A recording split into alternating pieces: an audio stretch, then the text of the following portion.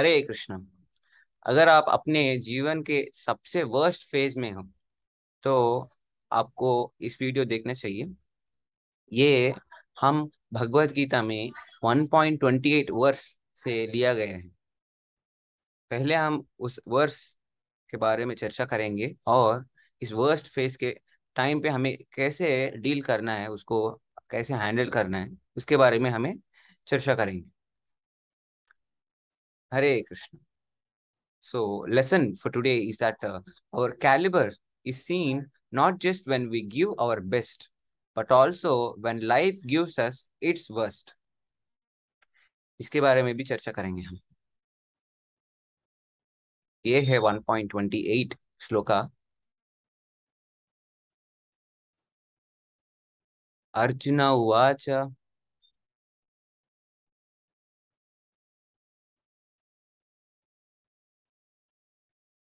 दृष्ट्वेमं स्वजनं कृष्ण युयुत्सुं समुपस्थितं सीदन्ति मम गात्राणि मुखं च परिशुष्यते।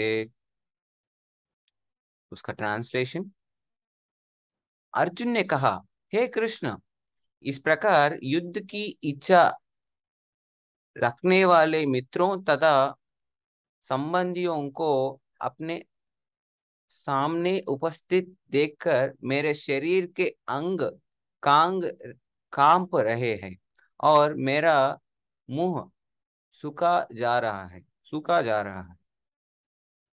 तो अभी हमने पहले अर्जुन का रिक्वेस्ट देखा है। अर्जुन ने श्री कृष्ण को रिक्वेस्ट किया कि हे अच्युता, मुझे दोनों के सेनाओं के बीच में अपने रथ को रख दीजिए, क्योंकि मुझे अपनी कुरुवंशियों को देखना है, कौन लड़ने के लिए आए हैं उनको देखना है। तो ऐसे अर्जुन ने रिक्वेस्ट किया, उसके हिसाब से कृष्ण ने रथ को रख दिया। रथ के कृष्ण ने बोला कि हे पार्थ, देखो सब लोग आ गया है। तो अभी अर्जुन ने सबको देखा। किन किनको किस किस लोगों को देखा? वो अपने ब्रदर्स, अपने फ्रेंड्स, अपने फादर्स, ग्रैंडफादर्स, सन्स, ग्रैंडसन्स, ऐसे पूरा 5 जनरेशंस सबको कवर कर दिया। सब लोग मिलके अभी युद्ध करने के लिए कुरुक्षेत्र उस स्थल पे इकट्ठा हो गया है। तो अभी इन सब लोगों को देख के अर्जुन ओवर कंपैशनेट हो गए हैं। इसका मतलब है कि हमने पहले इसके बारे में चर्चा की है। तो उसने उसका हृदय इतना कंपैशन से भरे हुए है, वैसे भरे हुए हृदय से वो ऐसे बात करना चालू कर दिया। तो आज हम देख रहे हैं कि अर्जुन क्या बोल रहे हैं। अर्जुन बोल रहे हैं कि अब इस युद्ध स्थल में अपनी मित्र और संबंधियों मित्र और संबंधियों को अपने समक्ष उपस्थित वहां देख के अर्जुन को ऐसा फील हो रहा, क्या क्या अपने बॉडी में ऐसा चेंजेस आने लगा कि अपना शरीर का अंग कांप रहे हैं, मतलब अपने बॉडी क्विवर हो रहा है। इसका मतलब है कि लेग्स शिवरिंग हो रहा है। जैसे हम देखते हैं कि कभी कभी स्टेज फियर लगता है बहुत लोगों को, जब वो कुछ क्लास देने जाते हैं या कुछ स्पीच देने जाता है स्टेज पे, तो अपने पैर शिवर हो जाता है बहुत टेंशन में ऐसा, और मुंह सूख रहा है। उसका मतलब है mouth is getting dried up. हम इतना टेंशन में होता है, इमोशंस इतना ज्यादा इमोशनेट हो गया अर्जुन कि ये सब अपने बॉडी में दिख रहा है, उनकी बॉडी में दिख रहा है और उनका बातों में भी दिख रहा है। तो वो ऐसे ही बात कर रहे हैं, अपने बॉडी भी ऐसे ही दिख रहा है, क्योंकि उसके अंदर जो इमोशंस है वो हमें समझने के लिए ये सब हमें जानना है। ये सब अर्जुन ने बोल रहा है। और ये जो अर्जुन बोल रहा है, ये पूरा सेंटेंसेस, पूरा डिस्कशन, ये संजय अपने धृतराष्ट्र से बता रहा है, पूरा अपडेट्स। ठीक है। अभी हम एक इंटरेस्टिंग चीज यहाँ पे देख सकते हैं। जैसे अर्जुन ने पहले कौरवों को रिफर किया, जब बात कर रहे हैं अर्जुन कृष्ण से कि हे अच्युता, मुझे वो दुष्ट दुर्योधन को देखना है। उसने ऐसा बोला, अपने कौरवों को ऐसे बोला कि वो दुष्ट लोग हैं। लेकिन अभी जब ये सब देखने के बाद, अपने फ्रेंड्स, विशर्स, वेल विशर्स, सबको देखने के बाद उसने बोला ये सब तो मेरा फ्रेंड्स है, अपना फ्रेंड्स। क्या है वो श्लोक, श्लोक में आप देख सकते हो, स्वजनम कृष्ण, स्वजनम, स्वजनम मीन्स माई, माई जन means my friends, my relatives, ये सब तो मेरा लोग हैं। तो इनको, इन सबको मेरे आगे युद्ध करने का ये स्पिरिट से मैं जब देखा हूं, तब मुझे ये सब लग रहा। ऐसे अर्जुन पहले जैसे उसको उनसे कैसे रिफर किया, उसके बाद ऐसे नहीं रिफर किया उनको। तो अभी हम इससे एक चीज समझ सकते हैं कि जब भी हम कुछ चीजें देखते हैं अपने लाइफ में, तो अपना दृष्टि, अपना सोच बदल बदल जाता है, और अपना विजन भी बदल जाता है। उसने पहले जब नहीं देखा तब अपना सोच अलग है, बाद में जब वो देखा उसके बाद अपना सोच, अपना बात सब चेंज हो गया है। वैसे हमारे लाइफ में भी जब हम कुछ देखते हैं, अपना सोच और अपना विजन पूरा बदल जाता है। असली में हमें कभी कभी स्टेबल रहना चाहिए। जैसे अ, अभी अर्जुन का सिचुएशन आप समझ सकते हो कि उस टाइम पे जब अर्जुन ये सब देख रहा है, तो एक्चुअली आइडियली वो स्टेबल रह के युद्ध करना है, लेकिन वो अनस्टेबल हो गया, उनका इमोशंस अनस्टेबल कर दिया उनको।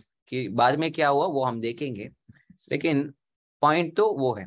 अभी हम एक और चीज समझेंगे, उसके पहले मैं एक एग्जांपल देता हूँ आपको कि एक एग्जांपल ले लो कि एक स्पोर्ट्समैन है, तो वो बहुत अच्छे से स्विमिंग करता है। तो नेशनल वाइड वो बहुत सारा मेडल्स ले लिया, और अपने हार्डवर्क से, अपने हार्डवर्क, अपने टैलेंट, ये सब लेके वो अपने टैलेंट को सबको दिखा दिया, और पूरा मेडल्स ये सब अ, मिला उसको। अभी जब वो इन सबको पार करके, जब उसका एक फेज आया, जैसे कि वो इंटरनेशनल लेवल कंपटीशन में उसको पार्टिसिपेट करना है, जैसे ओलंपिक्स हो सकते हैं या कोई भी हो सकते हैं। एग्जाम्पल लेते हैं, जैसे वो अभी ओलंपिक्स में जाने वाला है, इंडिया को रिप्रेजेंट करके उसको स्विमिंग कंपटीशन में जीतना है। अभी तो वो टेंशन में हो गया, क्योंकि अभी तक तो वो आसानी से सबको हार दिया, लेकिन अभी जब वो इंटरनेशनल लेवल हो जाता है, तो उसको ये बात समझ में आ गया कि पूरा वर्ल्ड में जो भी सारे एक्सपर्ट स्विमर्स होता है, वो सब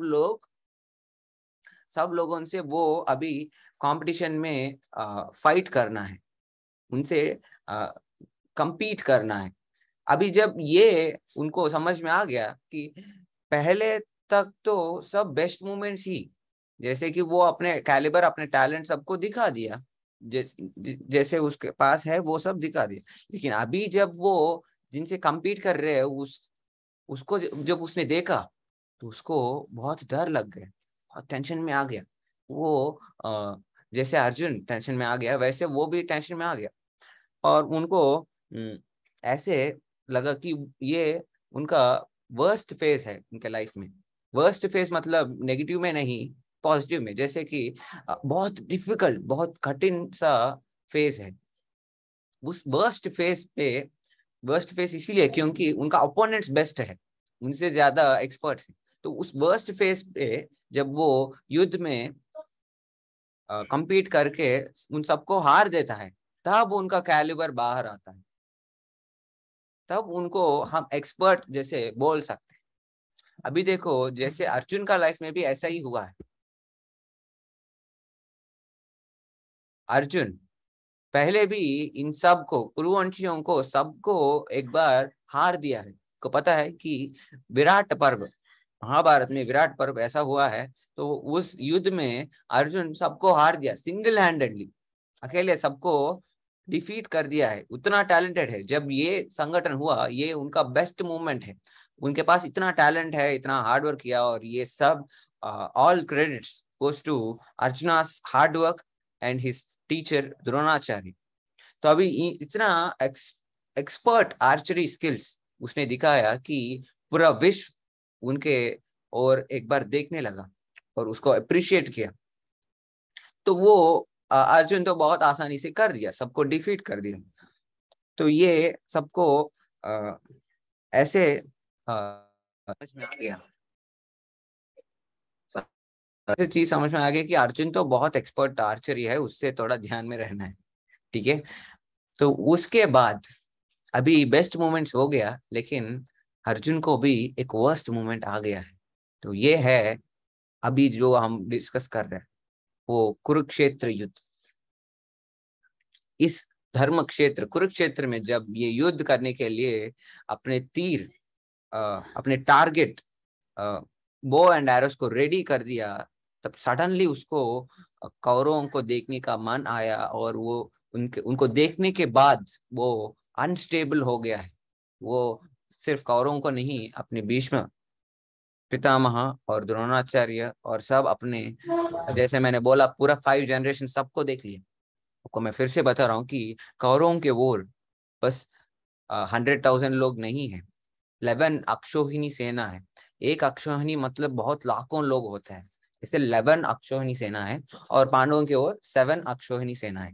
तो इतने लोग हैं, इतने सारे लोग, इतने सारे सेना योद्धा, और ये सब कुरुवंशियों है। वो सब तो अर्जुन जानता है, फ्रेंड्स है, रिलेटिव्स है, वेलविशर्स है, सब में जैसे मैंने बोला, उन सबको वो अभी उनसे युद्ध करना है। तो वो बहुत बहुत डिफिकल्ट फेज है, वो बहुत वर्स्ट मोमेंट जैसा है अर्जुन को। क्यों? पहले भी ऐसा हुआ, पहले भी उनको, इन सब कुरुवंशियों को युद्ध करने का ऐसा मोमेंट आया। लेकिन इन दोनों में डिफरेंस क्या है? पहले जब वो विराट युद्ध किया है, तब उसको, उसका टारगेट ये है कि वो सबको डिफीट करना है, बस उसको हार देना है, उसको मारना नहीं। लेकिन जब ये कुरुक्षेत्र युद्ध हो रहा है, यहाँ पे उनका टारगेट उनको हारना नहीं, उनको मारना है। बस ऐसे डिफीट करने के लिए नहीं आए, सब पूरा सेना आ गया, लेफ्ट साइड और राइट साइड इतने लोग आ गए, इतना लाखों लोग आ गया, बस डिफीट करने के लिए नहीं, मारने के लिए आ गए हैं, सब मारने वाले हैं। कौन जीतने वाला है, कौन हारने वाला है, वो अभी तक तो पता नहीं। लेकिन मरने वाले तो बहुत लोग हैं। तो अभी अर्जुन को बहुत दुख हो गया, वो बहुत टेंशन में आ गया कि अरे अभी तो मैं इन सबको मारना है, इन सबको बहुत दुख देना है इन सबको, ये तो हम मेरा लोग है, स्वजनम। कृष्णा बोल रहा है, कृष्णा, हे कृष्णा। तो और एक और बात, ये भगवत गीता में कृष्णा नाम इस श्लोका में पहली बार आता है। कृष्णा नाम अर्जुन ने यहाँ पे यूज किया क्योंकि ये कृष्ण नाम जो है वो बहुत एफेक्शनेट नाम है। जैसे पहले उसने अलग अलग नाम यूज किया, अच्युता, माधवा, गोविंदा, ऐसे ऐसे, बाद में गोविंदा भी आता है। लेकिन अभी कृष्णा नाम इसलिए यूज किया क्योंकि अर्जुन का बहुत एफेक्शनेट सिचुएशन है, इमोशनल सिचुएशन है, ऐसा क्लोज फ्रेंड जैसे अर्जुन ने कृष्ण को कृष्णा नाम से बुलाया है। तभी ऐसे स्वजनम बोल के अर्जुन ने सबको अपना मान के उनको कैसे मार सकते हैं, इसीलिए वो उनका लेग्स शिवर होने लगा और उनका गांडी स्लिप हो गया है। ये अपने वर्स्ट मोमेंट है। क्यों? लाइफ उनको वर्स्ट सिचुएशन दे दिया है, उनके आगे ऐसे चीज दिखा दिया है जिससे वो खड़े नहीं हो पा रहे हैं। तो इसीलिए वो वर्स्ट मोमेंट आ गया है। तो ये तो बहुत बड़ा योद्धा है, बहुत टैलेंट है उनके पास, इजीली सबको मार लेता है, फिर भी उसका ये सिचुएशन वर्स्ट फेस हो गया है। तभी जैसे वो स्पोर्ट्समैन का वर्स्ट फेस है, वैसे अर्जुन का भी ये वर्स्ट फेस है। तो हमें इस श्लोका से ये लेसन सीख सकते हैं कि our calibre is seen not just when we give our best, but also when life gives us its worst. जब भी हम अपने जीवन में अपने वर्स्ट फेस में से जाता है, तो हमें उसको एक अपॉर्चुनिटी जैसे देखना है, बस वो देख के रोना नहीं। तो अभी तो आप देख सकते हैं कि अर्जुन का ये वर्स्ट फेस, इसका एक बेस्ट अपॉर्चुनिटी है उसको टैकल करना, उसको फेस करना। जब ये अर्जुन इस मूवमेंट को ओवरकम करके युद्ध करते हैं और जीत जाता है, तो वो उनका कैलिबर दिखाता है। जैसे वो पहले सबको दिखा दिया कि वो बहुत टैलेंटेड है, अभी भी इसको पार करके अर्जुन और भी टैलेंटेड है, कोई भी युद्ध को जीत लेता है और कोई भी इमोशंस को कंट्रोल कर सकता है, इतना टैलेंटेड है अर्जुन। ये बात सबको पता चल जाए, तो इसीलिए हम भी अपने जीवन में जब हमें वर्स्ट फेस आता है तो हमें उसको बस देख के रोना नहीं, लेकिन हमें उसको देख के थोड़ा सोचना है। सोचने के बाद हमें एक चीज चाहिए, जैसे हम उसको फेस कर सकते हैं। आप अब अर्जुन को देखिए, अर्जुन ने इस मोमेंट को कैसे फेस किया। एक चीज ये है कि वो अभी दुख हो गया, बहुत टेंशन में आ गया, पूरा लाइक शिवर हो रहा है, गूज बम्स आने आने लगा, ये सब होने लगा, खड़े नहीं हो पा रहा है, इतना टेंशन में आ गया। लेकिन बाद में जब ये सोचने लगा तो उसको लगा कि युद्ध नहीं करना है, उसको ड्रॉप आउट करने का ऐसा सोच आ गया, गिव अप करने का सोच आ गया। लेकिन धीरे धीरे जब ये पूरा सोच एनालिसिस कर दिया और अपने रिपोर्ट को श्री कृष्ण को कंक्लूजन रिपोर्ट दे दिया श्री कृष्ण को कि मैं जा रहा हूँ, फॉरेस्ट जा रहा हूँ, मुझे युद्ध नहीं करना है, ये सब बता दिया। लेकिन बाद में जब ये सब बताने के बाद अर्जुन फॉरेस्ट नहीं गया, पूरा सोच लिया, पूरा कंक्लूजन दे दिया, फिर भी ये रथ से बाहर नहीं आया। बाद में जब ये सब सोच देने के बाद अर्जुन ने कृष्ण के पास गए, कृष्ण के पास गए और उनको पूछा कि हे गोविंदा, मुझे आ, क्या करना है पता नहीं चल रहा, मुझे धर्म क्या है वो बताओ, अपने लाइफ में मुझे क्या करना है वो सिखाओ, मुझे इस मोमेंट में क्या करना है, इस वर्स्ट फेज में मुझे कैसे रेस्पॉन्ड करना है वो बताओ। ऐसे उसने रिक्वेस्ट किया। अभी जो बैटलफील्ड है वो क्लासरूम बन गया है, एक ड्राइवर एक टीचर बन गया है, तो ऐसे ट्रांसफॉर्मेशन हो गया है। उसके बाद श्री कृष्ण ने गीतोपदेश दिया है और अर्जुन अच्छे से समझ लिया। उसके बाद अर्जुन कॉन्फिडेंट हो गया और उसको इस बैड फेज को, इस वर्स्ट फेज को हैंडल करने का, डील करने का उपाय मिल गया है। जब वो ज्ञान को उसने उपयोग करके तो वो रेडी हो गया युद्ध करने के लिए, वो आसानी से सबको हार के जीत गया। तो अभी प्रॉब्लम ये नहीं कि उनका स्किल प्रॉब्लम है, उनका टैलेंट प्रॉब्लम है, प्रॉब्लम ये है कि उसके अंदर जो है वो उनका मन, उनका इमोशंस, ये उसको कंट्रोल नहीं हो रहा है, कंट्रोल नहीं हो पा रहा है। तो उनको कंट्रोल करने के लिए उसको ये भगवत गीता ज्ञान, स्पिरिचुअल नॉलेज उनको हेल्प किया है। जैसे हमारे लाइफ में भी ऐसे वर्स्ट मोमेंट्स आता है, तब हमारे कैलिबर बाहर आता है। क्यों? हमारे तो टैलेंट हो सकता है, लेकिन जब हम उस टैलेंट को उपयोग ही नहीं कर सकते तो हमारा टैलेंट का पर्पस क्या है, जरूरत क्या है? हमारे पास है लेकिन उसको उपयोग नहीं कर पा रहे। तो जब हम वर्स्ट फेज में होता है तब हमें इस कैलिबर को बाहर लाने के लिए, उस मोमेंट में भी हमें रेडी होने के लिए, उसको हैंडल करने के लिए हमें भगवत गीता की ज्ञान चाहिए। तो इसीलिए अर्जुन की जैसे हम भी अपने वर्स्ट फेज में जब हम जाते हैं तब हमें इस ज्ञान का पूरा भगवत गीता नॉलेज हमें समझना चाहिए पहले ही, और उसको उस वर्स्ट फेज पे याद लाके उसको इम्प्लीमेंट करना है जैसे अर्जुन ने किया। उस स्पिरिचुअल इंटेलिजेंस जब हम हर दिन भगवत गीता चर्चा करके हम पा रहा है, इस पूरा नॉलेज हम ले रहा है, ये नॉलेज, इस ज्ञान को हमें उस वर्स्ट फेज पे उपयोग करना है। तब हमें अपना स्पिरिचुअल इंटेलिजेंस हमें हेल्प करेगा कि ये करना है वो करना है। जैसे अर्जुन को कृष्ण ने बताया वैसे ही हमारे अंदर भी परमात्मा है, श्री कृष्ण हमें भी बताने वाला है। लेकिन जब हम भगवत गीता पढ़ेंगे, अच्छे से समझेंगे, तब हमें श्री कृष्ण जो बात कर रहे हैं, श्री कृष्ण अर्जुन को जो बता रहा है हमें भी बताने वाला है। लेकिन जो हम उसको सुनने के लिए तैयार होना है, उसके लिए हमें भगवत गीता सुनना है। जैसे हम अर्जुन जैसे रेडी हो जाएंगे कि हम श्री कृष्ण को पूछेंगे कि क्या करना है और श्री कृष्ण हमें बताएंगे कि क्या हमें कैसे इसको डील करना है। हरे कृष्ण। ऐसे हम अपने वर्स्ट फेस को हैंडल कर सकते हैं। Thank you so much.